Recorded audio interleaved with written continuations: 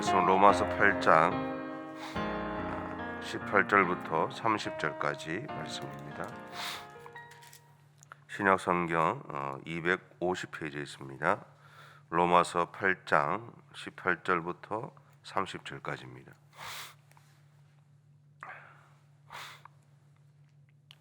우리 함께 봉독하겠습니다. 생각하건대 현재의 고난은 장차 우리에게 나타날 영광과 비교할 수 없도다. 피조물이 고대하는 바는 하나님의 아들이 나타나는 것이니 피조물이 허무한 데 굴복하는 것은 자기 뜻이 아니요 오직 굴복하게 하시는 이로 말미암음이라.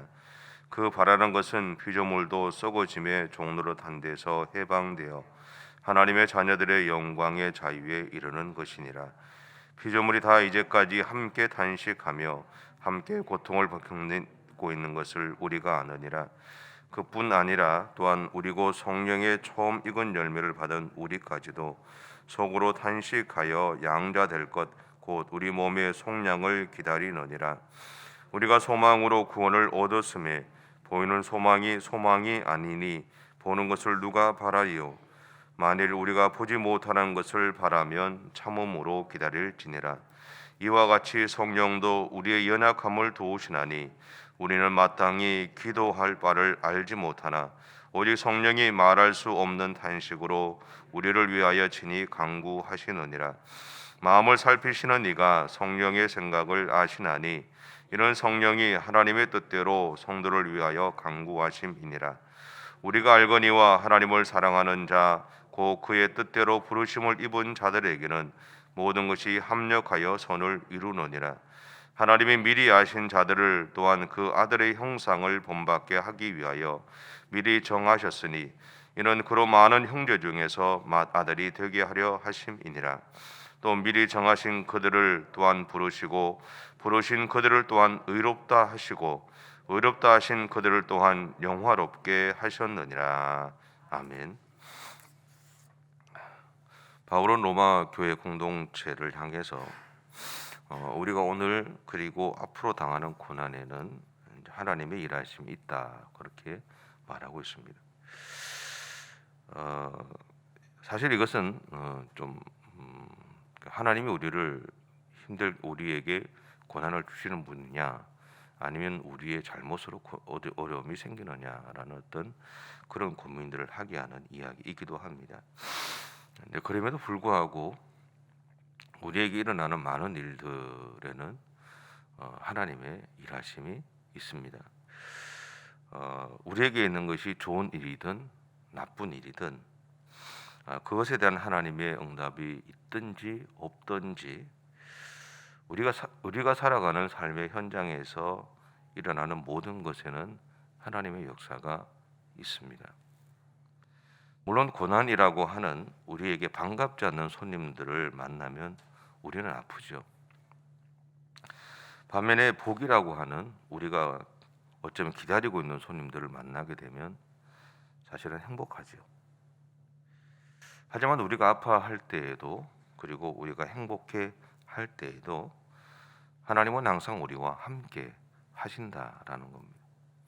그래서 우리가 살아가는 모든 삶에서 일어나는 그 모든 일들에는 반드시 하나님의 일하심이 있다는 것을 우리가 믿음으로 고백해야 한다라는 겁니다. 그리고 그 일들 속에서 오늘 나를 향한 하나님의 뜻이 무엇인지 나에게 이야기하신 하나님의 마음이 어떤 것인지를 되돌아보고 고민해 봐야 된다라는 거죠.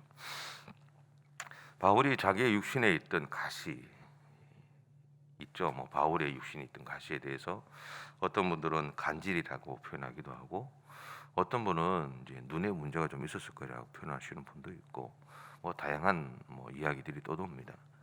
근데 어쨌든 바울이 자신의 육신에 있는 가시를 하나님이 제거해 주기를 요청하고 기도하죠.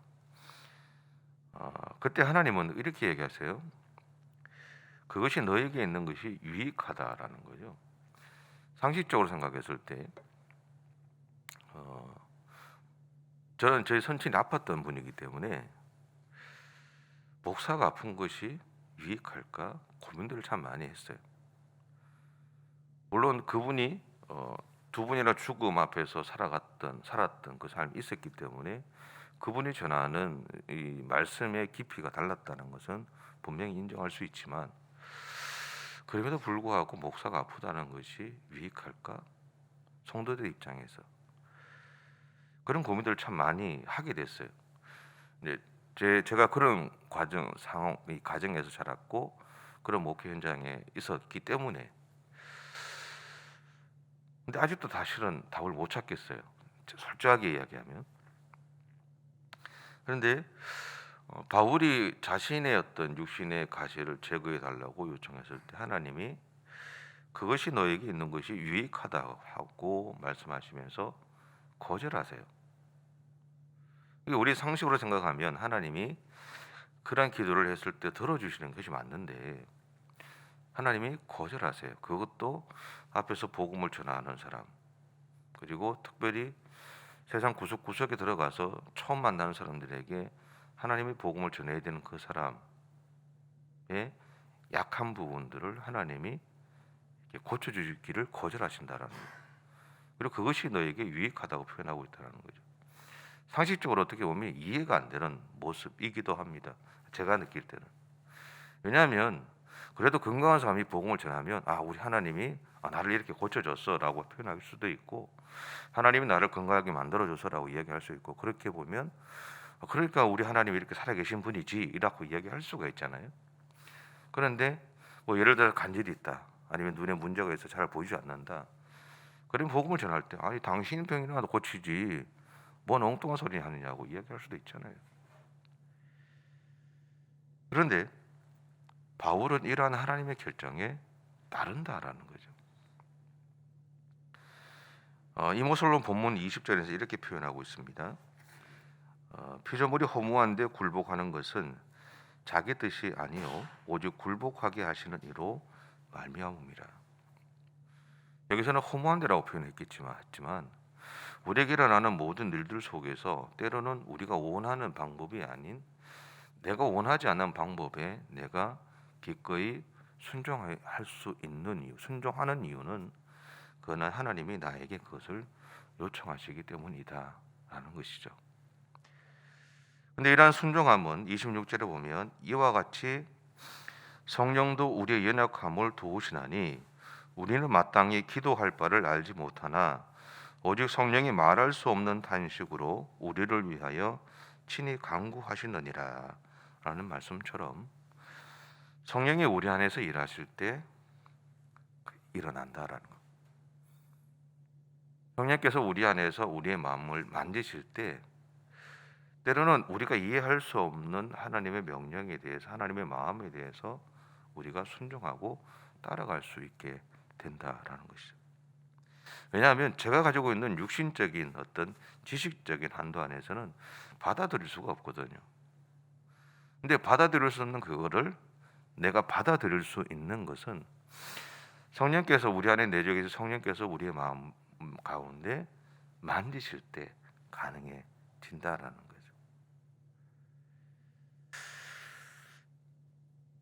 비록 우리의 욕심으로 생긴 어려움이든지 아니면 하나님의 경륜 속에서 이루어진 일이든지 우리에게 일어나는 일들로 인해서 우리는 분명히 힘들어합니다. 누군가를 잃어버렸을 때도 힘들고요. 괜찮은 것 같아요. 저는 저희 선친이 돌아가시고 나서 괜찮은 줄 알았어요. 근데 돌아가시고 나서 한 7년 있다가 결혼을 했거든요.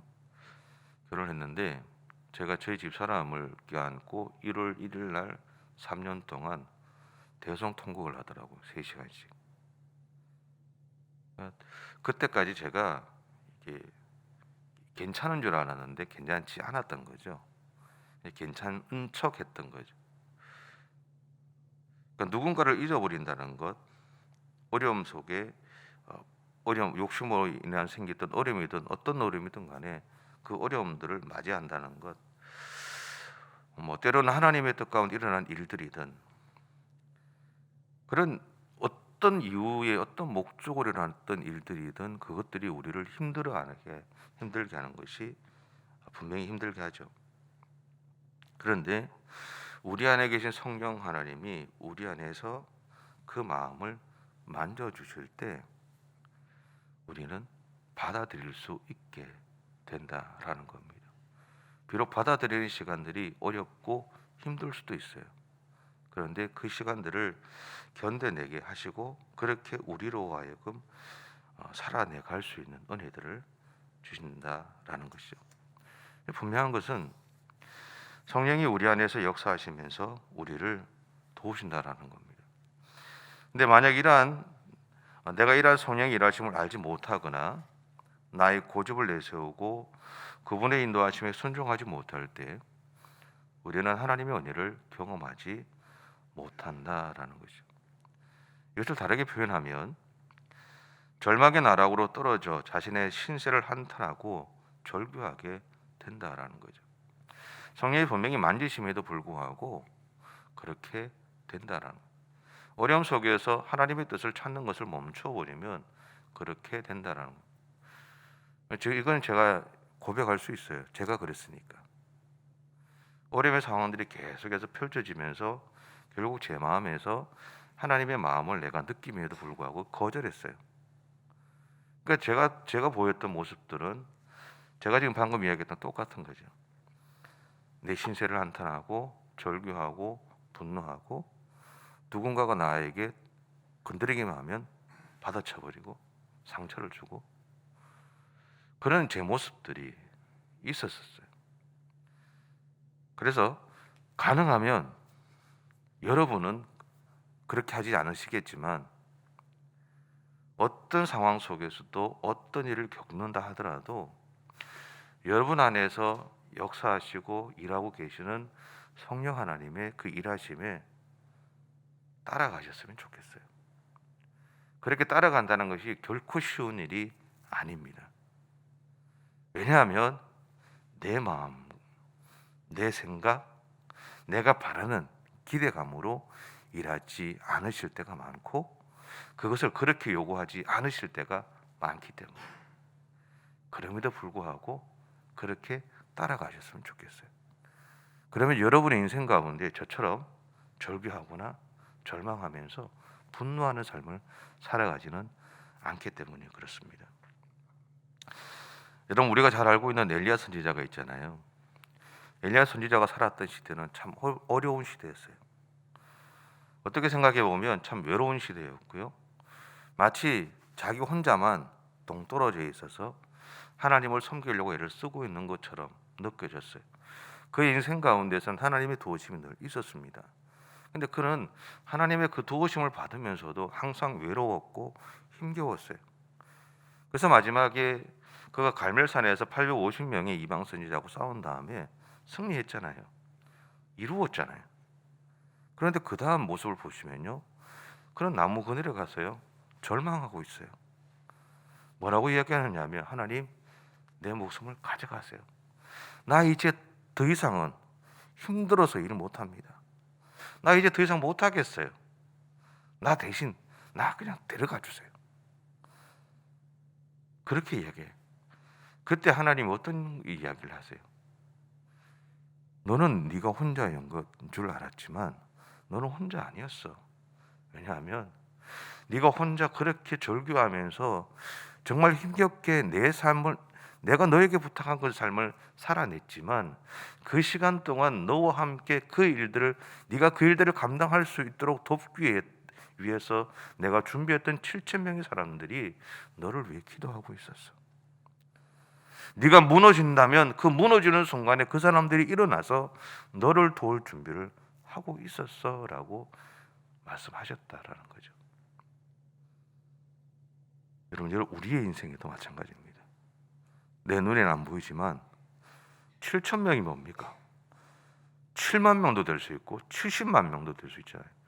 700만 명도 될 수 있어요. 안 된다고 생각하지 마세요. 될 수 있어요. 나를 살리기 위해서, 나로 하여금 하나님의 사람으로 살아내 갈 수 있도록 돕기 위해서 하나님이 나에게 그런 삶을, 그런 사람들을 준비해 두셨다는 사실들을 기억하세요. 그래서 항상 하나님은 우리를 향해서 너 혼자 아니야라고 이야기하시는 거죠. 이왕이면 네 고집대로 살지 말고 내가 너의 삶을 이끌어가는 대로 살아가. 비록 어려움이 생길 수도 있고 네가 원하는 방향이 아닐 수도 있지만 그렇게 살아가라고 요청하고 계신다라는 겁니다. 신앙생활하면서 가장 어려운 부분 중에 하나는요, 하나님의 뜻과 내 뜻이 다르다라는 거죠. 내가 하나님에게 바라는 것과 하나님이 나의 기도에 응답할 시기나 방법이 다르다는 것이 우리를 힘들게 하죠. 하지만 우리는 우리의 하나님만을 의지하고 그분만을 믿고 믿음으로 구해야 합니다. 그리고 비록 내가 바라는 방법이 아니라 해도 하나님을 믿고 하나님의 일하심에 그리고 하나님의 응답하심을 받아들일 수 있는 용기를 내야 하죠. 저는 이것이 믿음이라고 생각합니다. 그러면 하나님은 반드시 응답하세요. 28절은 우리에게 좀 위안이 되고요, 또 소망이 되는 말씀이죠. 28절에 이렇게 되어 있습니다. 우리가 알거니와 하나님을 사랑하는 자, 곧 그의 뜻대로 부르심을 입은 자들에게는 모든 것이 합력하여 선을 이루느니라. 분명한 것은 우리가 하나님 편에 서서 살아가기만 하면 하나님은 우리의 삶에서 일어나는 모든 일들을 통해서 선을 이루어 가신다라는 것. 때로는 우리의 뜻대로 하나님이 응답하시지 않아도, 또는 하나님이 우리가 기대한 대로 응답해 주셔도 하나님은 그 모든 것을 통해서 우리의 삶을 간섭하시고 인도하십니다. 그러면서 중요한 것은 오늘 우리가 하나님을 신뢰하는 겁니다. 우리가 하나님을 믿고 우리에게 주어진 믿음의 여정을 오늘도 열심히 달려가시는 겁니다. 달려가실 때 기억하실 것은 하나님이 나와 함께 하시구나. 성령께서 내 안에서 오늘도 일하고 계시고 내가 겪는 매 순간의 사건들 속에서 성령께서 나로 하여금 도우시구나. 무엇보다 기억하십시오. 오늘 나를 하나님의 사람으로 살아내가게 하기 위해서 하나님은 7명도, 70명도, 700명도, 7,000명도, 아니 7만 명도, 70만 명도, 700만 명도 나를 위해 준비하셨을 가능성이 많다라는 것. 몇 명을 준비하실지 몰라요. 그런데 그 사람들을 통해서 분명한 것은 나를 세우기를 오늘도 원하신다는 사실입니다. 그 하나님을 신뢰하시면서 오늘도 믿음의 삶을 살아가시기 바랍니다. 기도하겠습니다. 사랑의 주님, 감사합니다. 늘 연약한 우리들이지만 그럼에도 불구하고 우리들을 사랑해 주시고 우리로 하여금 하나님의 사람으로 살아갈 수 있도록 우리 가운데 일해 주셔서 감사합니다. 믿음의 일 가면서 우리 가운데 얼마나 많은 고민들과 갈등이 있는 줄 모릅니다.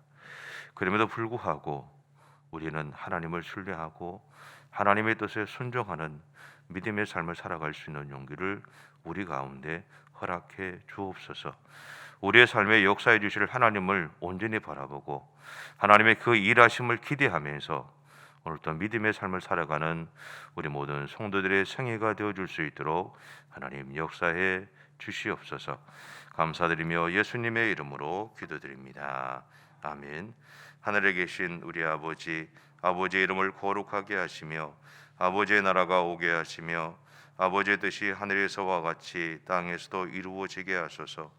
오늘 우리에게 일용할 양식을 주시고 우리가 우리에게 잘못한 사람을 용서하여 준 것 같이 우리 죄를 용서하여 주시고 우리를 시험에 빠지지 않게 하시고 악에서 구하소서.